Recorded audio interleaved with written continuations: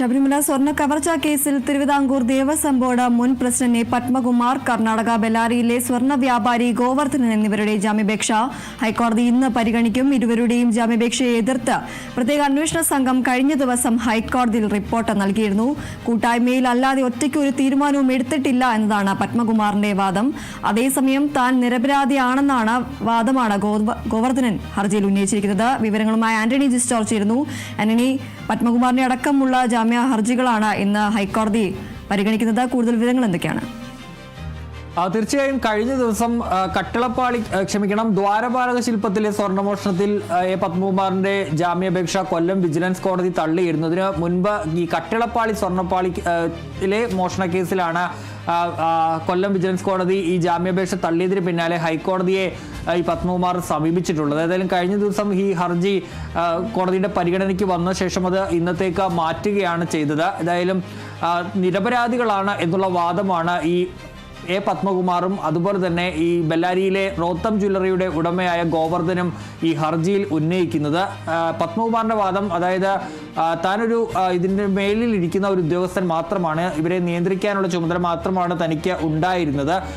എന്തെങ്കിലും തീരുമാനം എടുത്തിട്ടുണ്ടെങ്കിൽ അത് കൂട്ടായ തീരുമാനമാണ്. ഈ ഉണ്ണികൃഷ്ണൻ പോറ്റിക്ക് ഈ പാളി നൽകുന്നത് അടക്കമുള്ള കാര്യങ്ങളിൽ എടുത്തിട്ടുണ്ടെങ്കിൽ അത് ബോർഡിന്റെ കൂട്ടായ തീരുമാനമാണ് എന്നുള്ള വാദമാണ് ഈ പത്മകുമാർ ഈ തന്റെ ജാമ്യാപേക്ഷയിൽ ഉന്നയിക്കുന്നത്. അതുപോലെ തന്നെയാണ് ഗോവർദ്ധനും, തനിക്കിതിൽ പങ്കില്ല, താനിതിൽ നിരപരാധിയാണ്.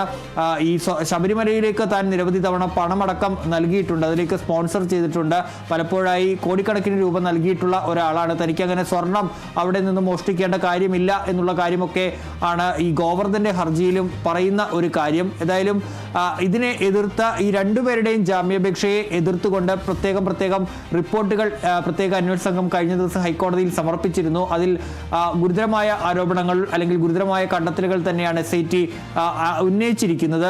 പത്മകുമാറിന്റെ കാര്യത്തിലേക്ക് വന്നു കഴിഞ്ഞാൽ പത്മകുമാർ മനഃപൂർവ്വമാണ് ഈ ചെമ്പുപാളി എന്ന് ആ മഹസറിൽ എഴുതിയത് എന്നുള്ളതാണ്.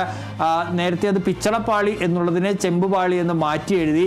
അനുവദിക്കുക എന്നുള്ള ആ വാക്ക് അതായത് ഉണ്ണികൃഷ്ണൻ പോറ്റിക്ക് ഈ അറ്റകുറ്റപ്പണികൾക്കായി ഈ സ്വർണ്ണപ്പാളികൾ കൊടുത്തുവിടാനായി അനുവദിക്കുക എന്ന് സ്വന്തം കൈപ്പടയിൽ എഴുതുകയും ചെയ്തു എന്നുള്ളതാണ് ഈ SIT കഴിഞ്ഞ ദിവസം നൽകിയ റിപ്പോർട്ടിൽ പറയുന്നത്. അതുപോലെ തന്നെ തന്ത്രിക്കാണ് ഇതിൽ ഉത്തരവാദിത്തം എന്നുള്ള പത്മകുമാറിന്റെ വാദം നിലനിൽക്കില്ല. തന്ത്രി ഈ മഹസറിൽ ഒപ്പിട്ടിട്ടില്ല എന്നതടക്കം അന്ന് ഈ SIT നൽകിയ റിപ്പോർട്ടിൽ ചൂണ്ടിക്കാണിക്കുകയും ചെയ്തിരുന്നു പത്മകുമാറിന്റെ കാര്യത്തിൽ. അതുകൊണ്ട് തന്നെ ജാമ്യം നൽകരുത് എന്നുള്ളൊരു നിലപാടാണ് SIT സ്വീകരിച്ചിരിക്കുന്നത്. ഗോവർദ്ധന്റെ കാര്യത്തിലേക്ക് വന്നാലും ഗോവർദ്ധന്റെ കാര്യത്തിലും ഇതിൽ SITയുടെ കണ്ടെത്തൽ വളരെ ഗുരുതരമായിരുന്നു. അതായത് വ്യാപകമായ വലിയൊരു കവർച്ചയാണ്. ഇപ്പോൾ കാണുന്ന പോലെ ഒരു ചെറിയ കവർച്ചയല്ല, വലിയൊരു കവർച്ചയാണ് ഈ സംഘം ലക്ഷ്യമിട്ടിരുന്നത്. ശബരിമല സന്നിധാനത്ത് ഈ ശ്രീകോവിലിൽ എവിടെയൊക്കെ സ്വർണ്ണമുണ്ടോ ആ സ്വർണം മുഴുവൻ അടിച്ചു മാറ്റാനുള്ള ഒരു നീക്കമാണ് ഈ സംഘം നടത്തിയിരുന്നത്. ഇതിനിവർ ഗൂഢാലോചന നടത്തി.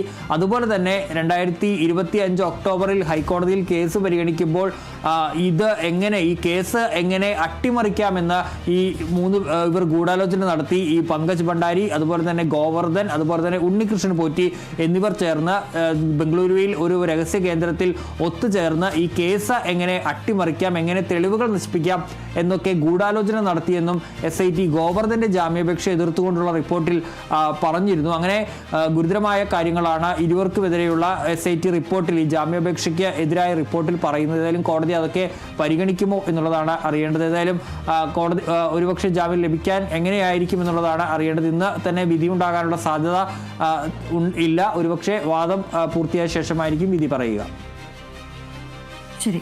ശബരിമല സ്വർണ്ണ കവർച്ചാ കേസിൽ തിരുവിതാംകൂർ ദേവസ്വം ബോർഡ് മുൻ പ്രസിഡന്റായ എ പത്മകുമാർ, കർണാടകയിലെ ബെല്ലാരിയിലെ സ്വർണ്ണ വ്യാപാരി ഗോവർദ്ധൻ എന്നിവരുടെ ജാമ്യാപേക്ഷ ഹൈക്കോടതി ഇന്ന് പരിഗണിക്കും. ഇരുവരുടെയും ജാമ്യാപേക്ഷയെ എതിർത്ത് പ്രത്യേക അന്വേഷണ സംഘം കഴിഞ്ഞ ദിവസം ഹൈക്കോടതിയിൽ റിപ്പോർട്ട് നൽകിയിരുന്നു. കൂട്ടായ്മയിൽ അല്ലാതെ ഒറ്റയ്ക്ക് ഒരു തീരുമാനവും എടുത്തിട്ടില്ല എന്നതാണ് പത്മകുമാറിന്റെ വാദം. അതേസമയം താൻ നിരപരാധിയാണ് എന്ന വാദമാണ് ഗോവർദ്ധൻ ഹർജിയിൽ ഉന്നയിച്ചിരിക്കുന്നത്. ആന്റണി ജിസ്റ്റോർജാണ് വിവരങ്ങൾ നൽകിയത്.